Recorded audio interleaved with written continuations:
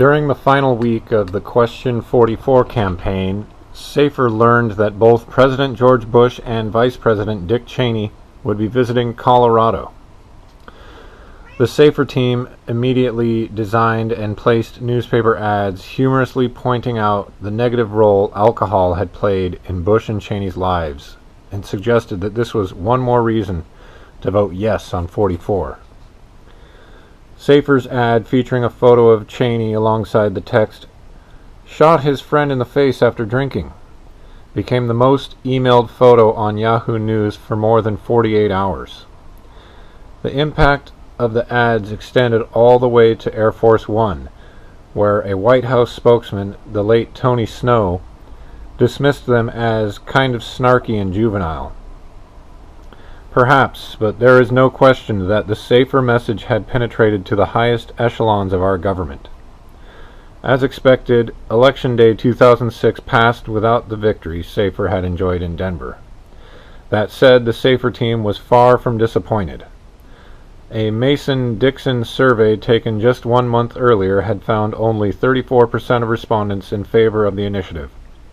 Yet, when all the votes were counted, the initiative ended up with a very respectable 41% of the vote.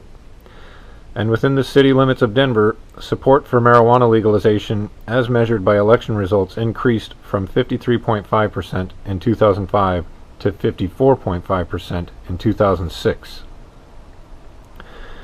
Following the statewide loss, Safer conducted the third and final act in its Denver-oriented electoral trilogy. In 2007, the organization placed an initiative on the Denver ballot to make the enforcement of marijuana possession laws the city's lowest law enforcement priority. Such LLEP initiatives had succeeded in a number of other cities in the United States, most notably Seattle, where arrests for pot possession had fallen dramatically following enactment of the law. In theory, passage in Denver would increase pressure on local police to stop focusing their time and resources targeting adult cannabis consumers. The initiative also sought to establish a marijuana policy review panel to study marijuana and alcohol-related incidents in the city to determine the impact of each on the community.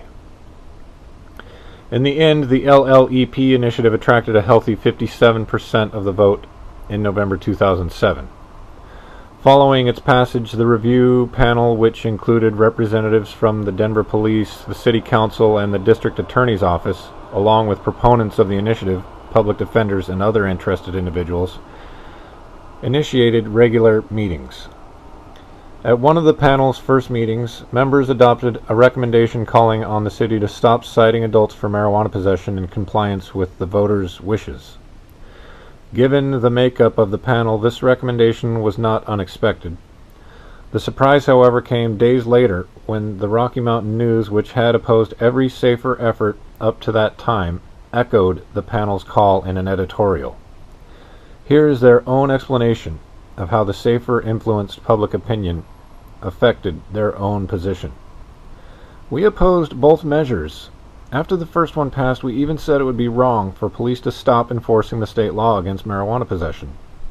But given the unambiguous sentiment in Denver to end these prosecutions, we've since concluded that the city should back off on this matter."